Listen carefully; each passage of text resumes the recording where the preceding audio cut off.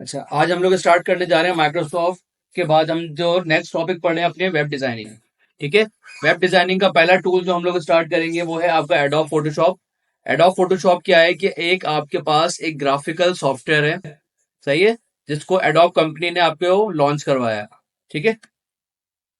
Photoshop क्या है? What is Photoshop? Photoshop is a raster graphic software and published by adobe system. ठीक है। अब यहाँ पर आपके पास माइक्रोसॉफ्ट के बाद जो हम लोग टूल पढ़ रहे हैं, आप एडोब के अंदर एंटर हो गए हैं, सही है। एडोब के और भी बहुत सारे टूल्स हैं, जैसे इलस्ट्रेटर हो गया, एडोब प्रीमियर हो गया, सही है। फिलहाल हम जो फोटोशॉप पढ़ रहे हैं, ये आपके पास रेस्टर ग्राफिक्स सॉफ्टवेयर होता है। रेस्टर ग्राफिक्स क्या है? जो आपकी पिक्सल बेस्ड ग्राफिक्स होती है, ठीक है, जो आपके पास लिमिटेड पिक्सल्स के ऊपर काम करती है। यानी कि जो पिक्सल आप लोग उसको सेट करके रखते हैं, वही पिक्सल जो है वो आपको आगे जो है वो आपकी इमेज के अंदर शो करवाता है, सही है। अब यहां पर आपके पास नेक्स्ट जो पॉइंट है वो है हु यूजेस फोटोशॉप। कौन कौन फोटोशॉप को यूज कर रहा होता है? ठीक है। सबसे पहले आपके पास क्या लिखा हुआ है? Photographers, web designers, graphic designers and advertisers. ठीक है। जो ये लोग जितने भी आपके पास प्रोफेशनल काम कर रहे होते हैं, वो फोटोशॉप को यूज कर रहे होते हैं फॉर देयर वर्क। ठीक है। देन आपके पास आते हैं popular files formats to save image. यानी कि आपके पास बहुत सारी इमेज के फॉर्मेट्स हैं जो कि आप फोटोशॉप में बनाकर सेव एज करवाते हैं। ठीक है। लेकिन आपके पास मोस्ट कॉमन या मोस्ट पॉपुलर आपके पास जो फॉर्मेट्स यूज हो रहे होते हैं वो ये तीन होते हैं। ठीक है। जेपैक या जेपीजी बोल सकते हैं आप इसको, जीआईएफ एंड पीएनजी। ठीक है। जेपीजी क्या है? आपके पास joint photography expert group, full form इसका। GIF graphical interface format, PNG portable network graphics. ठीक है। इसको वन बाय वन देखते हैं। जेपेग क्या है आपके पास?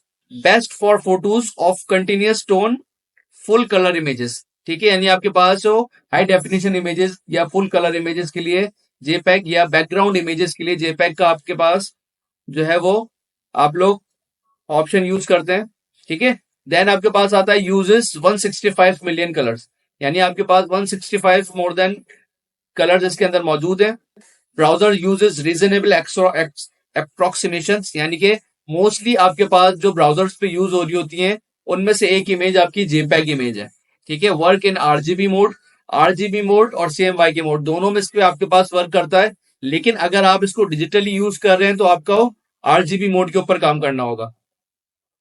सेविंग स्टैंडर्ड ऑप्टिमाइज प्रोग्रेसिव, यानी आप जब इसको सेव करवाते हो तो इस तमाम प्रोसेस को वो फॉलो करती है और आपके स्टैंडर्ड फाइल के अंदर आपके पास सेव होती है। देन इसके बाद आती है आपका GIF.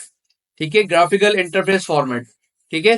Best for solid images, buttons, logos. यानी कि आपके पास सॉलिड इमेजेस से मुराद क्या होती है? आप जब भी कोई इमेज बना रहे होते हो, ठीक है, या तो बैकग्राउंड बेस्ड होती है, बैकग्राउंड लेस होती है। ठीक है। आगे जाके इसको हम लोग अभी कवर करेंगे। यूजेस 256 कलर्स, इसके अंदर 256 कलर्स होते हैं, 0 से लेके 255 तक।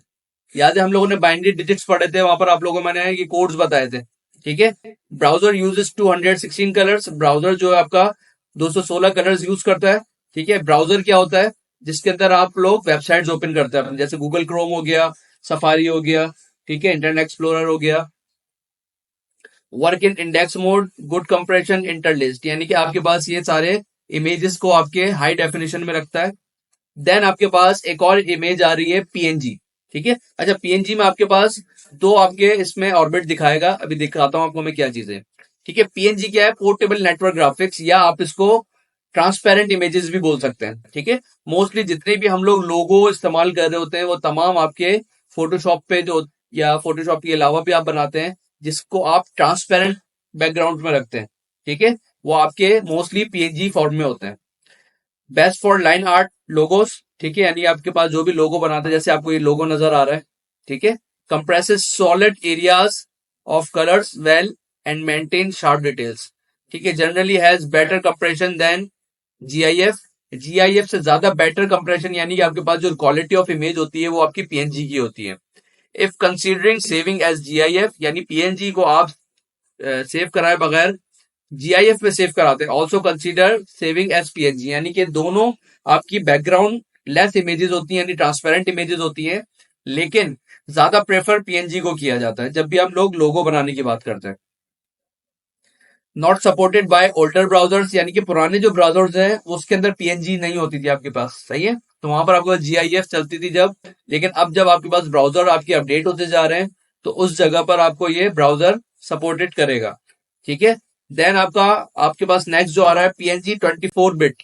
ये बिट क्या चीज है आपके पास, बिट याद है हमने नंबर सिस्टम पढ़ा था, ठीक है। नंबर सिस्टम में बिट बाइट, बिट्स जो होते हैं कलर की आपकी क्वालिटीज होती हैं, ठीक है। यानी कि इतने बिट की इमेजेस कौन कौन से ब्राउजर पे, कौन कौन सी एप्लीकेशन पे या कौन कौन सी डिवाइसेस के ऊपर वो सपोर्ट कर रही है, ठीक है। Best for continuous tone images, compress well but can be larger than JPEG, यानी कि आपके पास जेपेग जो फाइल सेव करता है उससे ज्यादा हैवी इमेज पीएनजीज की होती है, ठीक है। लेकिन आपके एजेस, आपके ग्रेडियंट्स और आपके पास जो शार्पनेस कम करके जो भी इमेज या लोगो या शेप आप लोग बनाते हो, ठीक है, उसको ये प्रॉपरली जो है वो एडजस्ट करके अपने पास सेव करता है, ठीक है। Not supported by older browser, यानी पुराने किसी ब्राउजर पे आप अगर इसको ओपन करेंगे तो ये सपोर्ट उसको नहीं करेगा, ठीक है। देन आपके पास बहुत इंटरेस्टिंग इसके अंदर एक टॉपिक है जिसको मैं पर्सनली बहुत ज्यादा आपको प्रेफर करूंगा कि मैं जब पढ़ा रहा होता हूँ, ठीक है, तो ये कॉन्सेप्ट मैं लाजमी देता हूँ,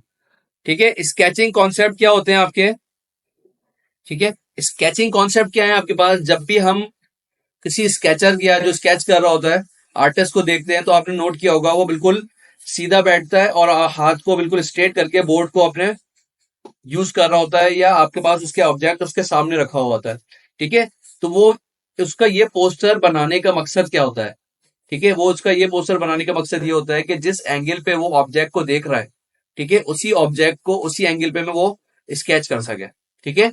तो जब भी हम स्केचिंग की कॉन्सेप्ट को पढ़ते हैं तो स्केचिंग की कॉन्सेप्ट आपके खाली इसमें नहीं, अगर आप आगे जाके कभी ग्राफिक का कोई कोर्स करते हैं या आगे जाके आप ग्राफिक्स को आप पढ़ते हैं डिटेल में, ठीक है, तो उस जगह पर आपको ये कॉन्सेप्ट बहुत काम आएंगे। जैसे कि जब भी आप कोई ग्राफिक बना रहे होते हो तो आपको ये देखना पड़ता है कि आपका जो ऑब्जेक्ट है वो किस एंगल पे रखा हुआ है, जैसे आपके सामने किस एंगल पे रखा हुआ है और उस पे लाइट किस तरफ से आ रही है, ठीक है। अगर मैं मल्टीमीडिया को आपको रेफर करूं कि मल्टीमीडिया पे जो स्क्रीन की लाइट जा रही है उसी जगह उसका वो रिफ्लेक्शन आपको शो कराएगा, ठीक है। उसके लिए मैं आपको एक एग्जाम्पल पे लेके चलता हूं। फॉर एग्जाम्पल यहां पर आपको ये एक बॉक्स दिख रहा होगा, दिख रहा है सबको, ठीक है। अब यहां पर ये जो बॉक्स है आपको ये बिल्कुल स्ट्रेट दिख रहा है। इस बॉक्स के टोटल 6 साइड्स हैं, ठीक है। Top, bottom, left, right, front और इसके पीछे बैक, सही है। अगर मैं इसको अभी जिस कंडीशन पे देख रहा हूं, ठीक है, ये आपके सबसे पहला व्यू होता है जिसको हम बोलते हैं आई व्यू। कौन सा व्यू, आई व्यू, ठीक है। आई व्यू के आपके पास क्या होता है, आई व्यू के सबसे ऊपर आपको वो ऑब्जेक्ट नजर आ रहा है, सही है।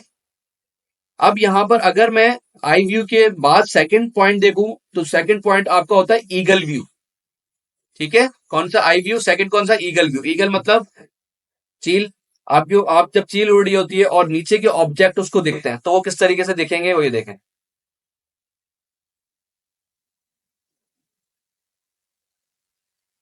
सही है।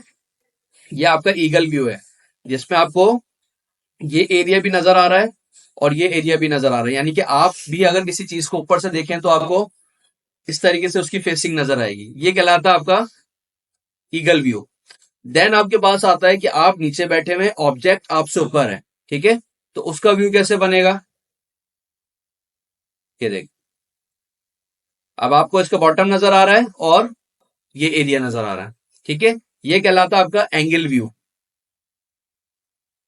एंगल, ठीक है। और लास्ट जो फोर्थ व्यू होता है आपका वो कौन सा होता है, आपका बर्ड व्यू। बर्ड व्यू कौन सा होता है, जब आपके पास बर्ड उड़ रहे होते हैं तो उनको सिर्फ आपका सर नजर आता है, या आप किसी भी ऑब्जेक्ट को बिल्कुल उसके ऊपर से देखेंगे तो उसको आपको सिर्फ इसका ये एरिया नजर आएगा, ठीक है। ये कहलाता है आपका बर्ड व्यू, सही है। अब आप चारों तरफ से इसको मूव करके देख सकते हैं, आप इसके चारों तरफ घूमे तो आपको ये ऑब्जेक्ट यहाँ पर शो कराएगा। अच्छा, अब ये 4 व्यू हम लोगों ने देखे, कौन कौन से थे, ठीक है। नंबर 1 आपके पास eye view, eagle view, angle view and bird view, ठीक है। वापस अपने लेक्चर पे चलते हैं। ठीक है, स्केचिंग कॉन्सेप्ट के बाद आपके पास नेक्स्ट जो टॉपिक आपके पास आ रहा है वो है आपका इंटरफेस। ठीक है, अब हम चलते हैं इंटरफेस की तरफ कि आपका जो फोटोशॉप जब आप इंस्टॉल करेंगे तो आपको इंटरफेस किस तरीके से आपका नजर आएगा। ठीक है, फोटोशॉप को ऑन करने के लिए इसकी रन कमांड आपके पास, जब आप फोटोशॉप इंस्टॉल कर लेंगे तो आपको यहाँ पे रन कमांड में क्या लिखना होगा, फोटोशॉप। तो आप जैसे ही ओके करेंगे इस तरीके से आपकी जो भी वर्जन इंस्टॉल होगा वो इधर आ जाएगा। ठीक है, अब यहाँ पर आपके पास ये जो बॉक्स आ रहा है, ठीक है, ये कहलाता है आपका टूल बॉक्स। ठीक है, ये पैनल्स आ रहे हैं आपके और ये वर्किंग एरिया आ रहा है।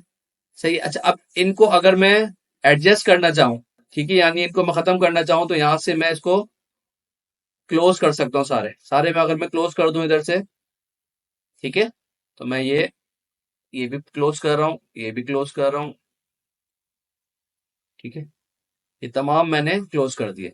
ठीक है, अब यहाँ पे क्वेश्चन ये है कि ये तमाम वापस मैं लेकर कैसे आऊंगा। ठीक है, तो याद रखिएगा जब भी आपके पास इस तरीके से कोई भी प्रॉब्लम आएगी तो आपने सबसे पहले कहाँ जाना है, विंडो के टैब में।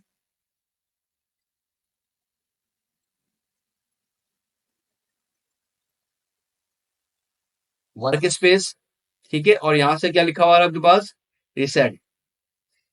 ठीक है, जो भी आपका डिफॉल्ट व्यू होगा वो इस जगह से आपके पास वापस सेट हो जाएगा। ठीक है, देन आपका यहाँ पे सबसे पहला काम क्या करना है हमने, जब भी हम लोग कोई पेंटिंग करते हैं या कोई चीज बनाते हैं तो हमें एक पेपर न्यू चाहिए होता है। ठीक है, तो इसी तरीके से यहाँ पर भी फाइल में आप लोग जाएंगे और यहाँ से क्या करेंगे, कंट्रोल एंड या न्यू। ठीक है, अब सबसे पहले आपसे ये क्या पूछ रहा है कि आप जो फाइल बना रहे हैं उसका नाम क्या है। ठीक है, मैं यहाँ पे कोई भी नाम रख सकता हूँ, माय फर्स्ट पीएस फाइल। ठीक है, माय फर्स्ट फोटोशॉप यानी पीएस फाइल मैंने इधर रख दिया। देन आपके पास यहाँ पर लिखा हुआ है प्रीसेट। ठीक है, अच्छा वर्जन के हिसाब से ये चेंज भी हो सकते हैं। ठीक है, वहां पर आप लोग देख लीजिएगा, ऑप्शन आपको चेंज हो सकता है नजर आ रहे हो, लेकिन कॉन्सेप्ट यही होगा जो मैं आपको अभी आगे देना जा रहा हूँ। ठीक है, clipboard, default, US paper, international paper, ये तमाम आपके पास कैटेगरीज बनाई हुई इन्होंने। ठीक है, अगर आप प्रिंटिंग पेपर लगा रहे हैं तो यहाँ पर आप कौन सा पेपर यूज कर रहे हैं, यूएस पेपर कर रहे हैं, इंटरनेशनल पेपर कर रहे हैं, फोटोज इस्तेमाल कर रहे हैं तो फोटोज में आपके पास साइज क्या है, जैसे हम लोग मोस्टली प्रिंट निकलवा रहे होते हैं 4x6, 5x7। ठीक है, तो यहाँ पर आपके पास वो प्री सेट्स मौजूद है, यानी पहले से सेट किए हुए हैं। लेकिन अगर आपने अपनी मर्जी से कोई साइज बनाना है, आपके पास उसकी मेजरमेंट मौजूद है, ठीक है, तो यहाँ पर आप खुद मैन्युअली एंटर करके भी बना सकते हैं। ठीक है, यहाँ पे फॉर एग्जांपल मैंने इसकी विड्थ बताई 4 और इसकी हाइट बताई मैंने 6। ठीक है, और यहाँ से मैंने क्या लिया हुआ है, इंचेस। ठीक है, अब यहाँ पर आपके पास और भी ऑप्शंस आ रहे हैं। ठीक है, अगर आप प्रिंटिंग के लिए काम कर रहे हैं तो मोस्टली आप लोग कोशिश करेंगे कि आप जो है वो इंचेस के अंदर काम करें या सेंटीमीटर्स के अंदर काम करें। ठीक है, लेकिन जब आप किसी भी वेब के लिए या डिजिटल लगाने के लिए आप लोग काम कर रहे हैं तो यहाँ पर आप लोग पिक्सल्स लेंगे। क्या लेंगे, पिक्सल्स। पिक्सल्स क्या होते हैं आपके पास, आपकी ही ग्राफिक्स को बॉक्सेस के अंदर डिवाइड करके दिखाता है। पिक्सल्स पर इंच बोलते हैं ना, यानी हर पिक्सल के दरमियान एक इंच का एक वो बॉक्स के अंदर आपको डिवाइड करके देगा। ठीक है, अच्छा यहाँ पर आपने फॉर एग्जांपल अभी इंचेस इंचेस के अंदर मैंने यहाँ पे अपना साइज सेट किया है। देन यहाँ पर आपके पास आ रहा है रेजोल्यूशन। ठीक है, रेजोल्यूशन क्या होता है, क्वालिटी ऑफ योर इमेज। जितनी ज्यादा आपकी रेजोल्यूशन ज्यादा होगी, आपकी इमेज की क्वालिटी उतनी ज्यादा इंप्रूव होगी। ठीक है, लेकिन यहाँ पर आपको देखना या एनालाइज करना या डिसीजन लेना आपके ऊपर है, जो आपको प्रैक्टिस के साथ साथ आएगा कि कब हमें कौन सी रेजोल्यूशन पे काम करना है। ठीक है, अगर हम नॉर्मल इमेजेस बना रहे हैं तो आपके पास 300 रेजोल्यूशन इनफ है।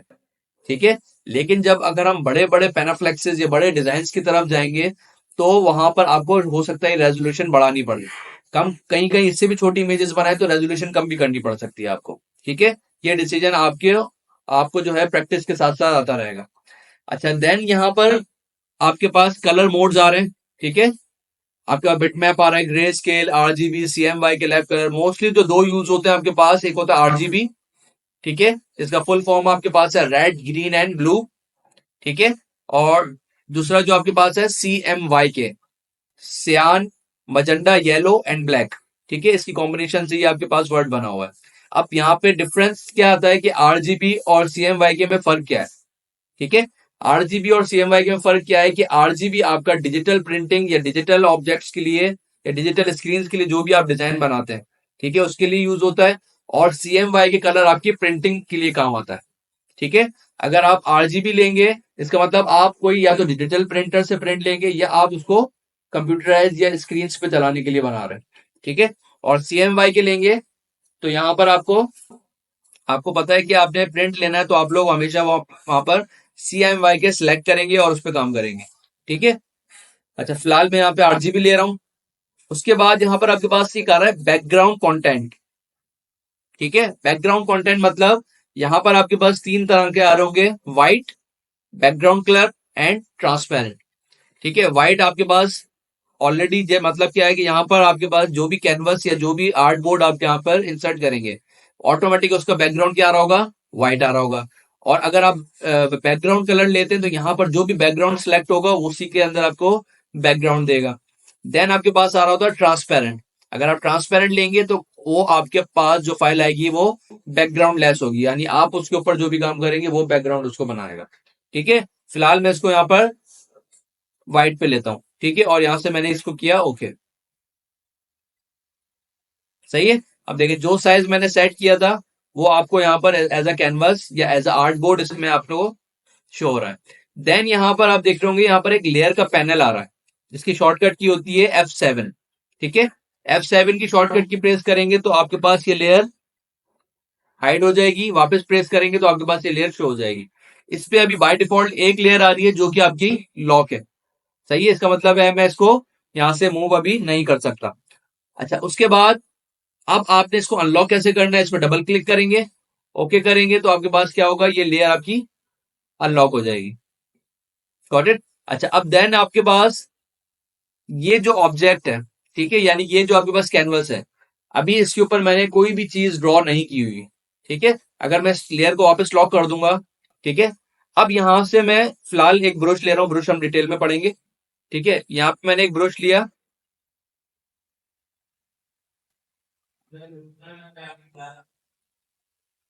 ठीक है, अच्छा ब्रश लेने के बाद फिलहाल मैं इसमें सिंपल ब्रश ले रहा हूं एक, और यहाँ पे मैंने ब्लू कलर सेलेक्ट किया हुआ है। सही है, अच्छा अब मैं यहां से इस पे कुछ ड्रॉ करता हूं। ठीक है, यहां पर मैंने ये एक्स ड्रॉ कर दिया, या मैंने यहाँ पे ओके का साइन ड्रॉ कर दिया। ठीक है, अब थोड़ी देर बाद मेरे दिमाग में आता है कि मैं इस साइन को उठा के इस जगह रख दूं, तो मैं कर सकता हूं ये। मैं अगर मूव करूंगा तो ये तो पूरा ऑब्जेक्ट जा रहा है मेरे पास। ठीक है, तो इसके लिए आपने क्या करना है, हमने जो गलती की है कि यहाँ पे लेयर पे काम नहीं किया। फोटोशॉप के अंदर हमेशा काम लेयर्स पर होता है। ठीक है, ये इसकी एग्जांपल ऐसी है कि आपने एक कैनवस लिया या एक दीवार पे आपने पेंट जो है ब्रश से आपने पेंट कर दिया, और थोड़ी देर बाद आप बोले कि इस पेंट को यहाँ से हटा के आगे की तरफ कर दे, तो आप उसको नहीं हटा सकते। ठीक है, तो उसके लिए आपने हमेशा क्या करना होगा, जब भी कोई भी चीज ड्रॉ करेंगे तो आपने उसको हमेशा न्यू लेयर पे जनरेट करवाना है। ठीक है, न्यू लेयर कैसे लेंगे, यहां पर आपके पास एक आइकन आ रहा है न्यू लेयर का। ठीक है, यहां से न्यू लेयर ले लें, वरना इसकी शॉर्टकट की है कंट्रोल शिफ्ट एंड एन। ठीक है, जैसे इसको आप प्रेस करके ओके करेंगे, देखिए यहाँ पे लेयर आ गई। अब मैं अगर इसके ऊपर इस लेयर पे कर्सर रख के अपना और मैं कुछ भी ड्रॉ करता हूं, ठीक है, और यहां से मैं इसको मूव करने की कोशिश करता हूं। ठीक है, अब यहाँ पे अगर मैं इसको मूव करूंगा तो इजीली इसको मूव कर सकता हूँ। क्यों, क्योंकि आपके पास ये दोनों लेयर्स अलग हैं। अब मैं नीचे वाली लेयर को रख के मूव करूंगा तो आपके पास ये व्हाइट एरिया मूव हो रहा है, और ऊपर वाली लेयर को सिलेक्ट करके मूव करूंगा तो आपके पास ये आपके ऑब्जेक्ट मूव हो रहा है। ठीक है, अच्छा उसके लिए सबसे पहले आपके पास यहाँ पर एक टूल बॉक्स के अंदर टूल आ रहा है जिसको आप बोलते हैं मूव टूल। ठीक है, मूव टूल का काम क्या है, किसी भी ऑब्जेक्ट को एक जगह से दूसरी जगह मूव करना, सिलेक्ट करना। ठीक है, अगर मैं इस ऑब्जेक्ट को या इस टूल को सिलेक्ट नहीं करता, ठीक है, तो आप उस ऑब्जेक्ट को मूव भी नहीं कर सकते। सही है, तो मूव टूल आपके पास हमेशा किस लिए यूज होता है, किसी भी ऑब्जेक्ट को मूव करने के लिए। अच्छा, जब आपने ये फाइल अभी बना ली, ठीक है, इसको मैं सबसे पहले कंट्रोल एस प्रेस करूंगा। ठीक है, और डेस्कटॉप पे मैं सेव करा देता हूं फिलहाल किस नाम से, माय फर्स्ट PS फाइल। ठीक है, इसको सेव करवाया। अब देखें यहाँ पर आपके पास फोटोशॉप की एक फाइल बन गई। ये फाइल आपकी एडिटेबल फाइल है, यानी मास्टर फाइल है। इसको संभाल के रखना है, जब भी एडिटिंग होगी आपकी इसी फाइल के अंदर होगी। ठीक है, और इसकी एक्सटेंशन होती है .psd। ठीक है, अब यहाँ पर सवाल आता है कि हम जब किसी भी वेबसाइट पे, वीडियो में, लेक्चर्स में या अपने वर्ड की फाइल के अंदर जो भी तस्वीर लगाते हैं वो किस में सेव होंगी। तो वो आपके पास, मैंने अभी जैसे प्रीवियस आपको बताया, जेपैग, पीएनजी, जीआईएफ, इसके अंदर सेव करवानी होंगी। वो कैसे सेव करवाएंगे आप? फाइल के मेन्यू में ही सेव एज पे ऑप्शन आ रहा है आपका। ठीक है, और यहाँ पर आपके पास शॉर्टकट की भी आ रही है इसकी, Ctrl+Shift+S। इसको प्रेस करेंगे। ठीक है, अब यहां से आपने इस पे क्लिक करना है तो यहाँ पे बहुत सारे एक्सटेंशन शो हो जाएंगी। ठीक है, अगर अभी हमें फिलहाल जेपैग में कराना है, पहले मैंने इसको जेपैग में करवाया। इसका नाम मैंने यहाँ पे 1 कर दिया। ठीक है, इसको करा दिया मैंने सेव। ठीक है, अच्छा अब मैं यहां से, ये देखें 2 फाइल आ गई। अब मैं इस फाइल को चाह रहा हूँ ट्रांसपेरेंट बनाना।